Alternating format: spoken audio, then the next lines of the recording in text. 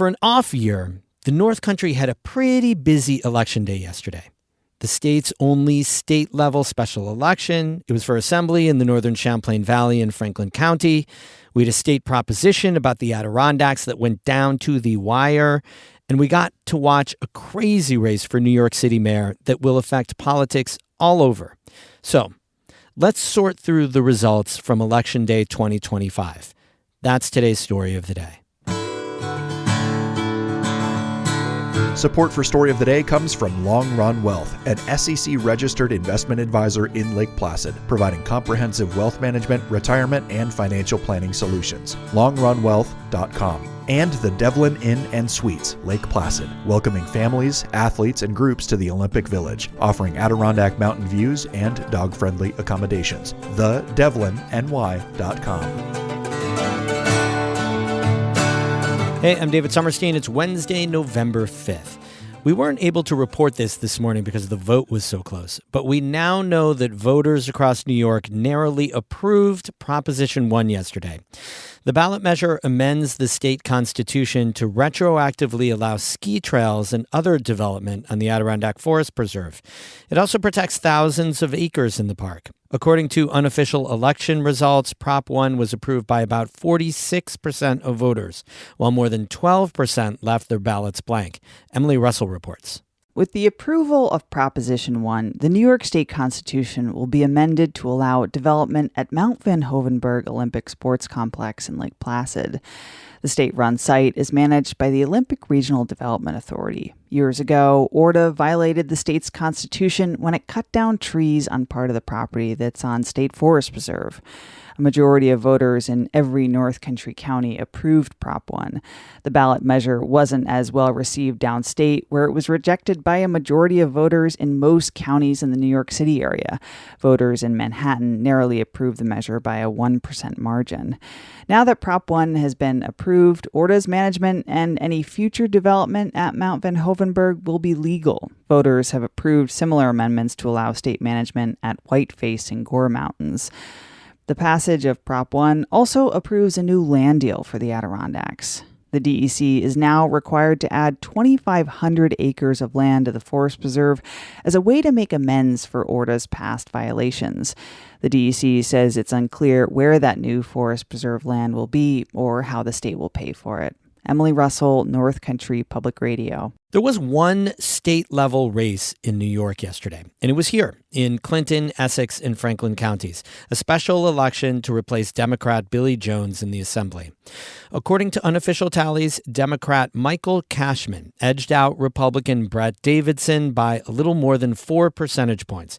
Cashman will serve out the remaining year of Billy Jones's term. Kara Chapman has more. Democrat Michael Cashman is in his third term as Plattsburgh Town Supervisor. He declared victory after midnight Wednesday among fellow Democrats at the American Legion Post 20 in Plattsburgh. Gentlemen, I would like to present to you the new Assemblyman from the 115th District in the great state of New York, Michael Cashman. The 115th Assembly District covers all of Clinton and Franklin counties and 5 towns in Essex County. Cashman said he felt humbled to win the seat. To have the trust of members of your community, and it's also humbling to know that individuals didn't vote for you, but you have a moral and ethical responsibility to serve all the people of the district, and I look forward to doing that. Cashman defeated Republican Brent Davison, who had retired as commander of the state police in Troop B to run in the special election. Davison and fellow Republicans awaited the results at the American Legion Post 1619 in Morrisonville. He congratulated Cashman and said he hopes things move in a positive direction for the Assembly District. The people in the district said they were looking for change, so I still think they're looking for some kind of change. So we just came up a little short. I don't know what else we could do. We worked our tails off for, a couple months here. Cashman will succeed fellow Democrat Billy Jones, who resigned from the Assembly in September to take a vice president position at Clinton Community College. Jones was the North Country's lone Democratic representative in Albany for several years. Cashman said it matters that the district will continue to be represented by someone in the legislature's majority party. Having somebody in the majority does make a difference about bringing resources back to the region. And the difference is having a man in the room versus having somebody knocking at the door. I fully recognize that we're not always going to get the resources and the things that we need, but I'm not shy for asking in providing our voice down in Albany. As for his current job, Cashman said he'll resign as Plattsburgh Town Supervisor, and the town board will have to appoint someone to the position. He anticipates his deputy supervisor will assume the role. Kara Chapman, North Country Public Radio, Morrisonville. A few local results. Jim Smith will be Canton's next town supervisor. The Democrat beat out Republican Sherry Snyder with 70% of the vote. A town of Webb councilman running as an independent has defeated the Republican town supervisor in Old Forge. Thomas Greco beat incumbent Bonnie Baker 50 to 33%, winning the seat for the town of Webb supervisor. Democrat Garrett Hoffman came in third with 15% of the vote. The crowded Watertown City Council race that featured 8 candidates at one point didn't get much clarity last night. The race was too close to call. Shane Garibrand and Doug Osborne are the top 2 vote-getters for 2 seats, but Peter Monaco trails by fewer than 60 votes. And according to WWNY-TV, there are still 231 absentee ballots that'll need to be counted. The 2 winners will replace council members Lisa Ruggiero and Cliff Olney.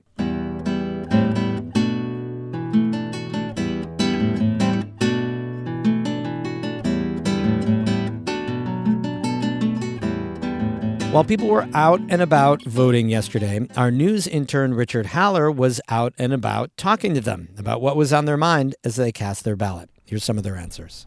My name is Abigail Hampson, and I'm from Canton, New York. I just want to take part in the election process, especially even if it is just at the local level. I've lived here my whole life, so having that say now that I'm older, I want to have a part in it. Victoria Stone, I'm from Richville, New York.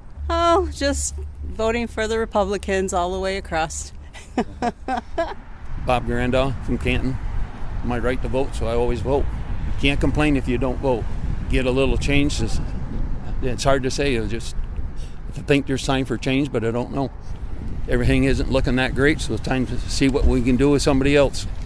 I'm Stephen White from Canton, New York. I'm out here today. It's a beautiful day for voting, and I think about that a lot because I'm here with my wife, Estela Calderon.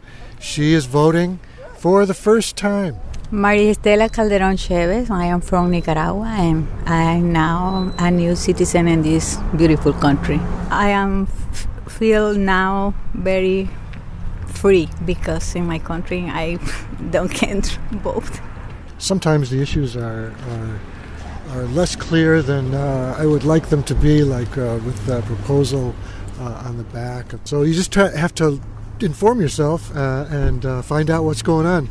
My name is Tom Ortmeyer. I'm from Potsdam. Well, I came to vote at least partially because of the constitutional amendment that's on the ballot. Also, it adds some to the forest preserve, protects some additional land, a number of acres. So it's worth doing.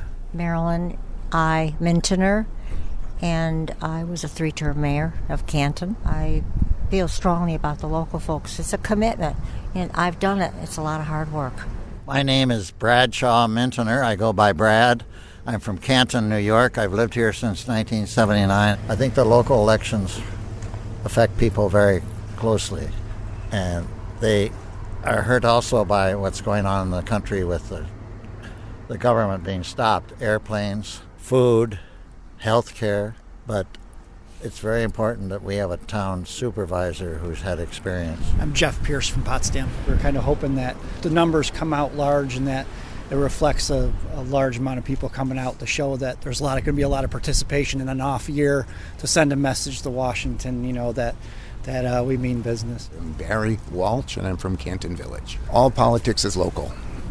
And it's pure local politics today. Yeah, and you got to do it. You have to. It's your job to follow through.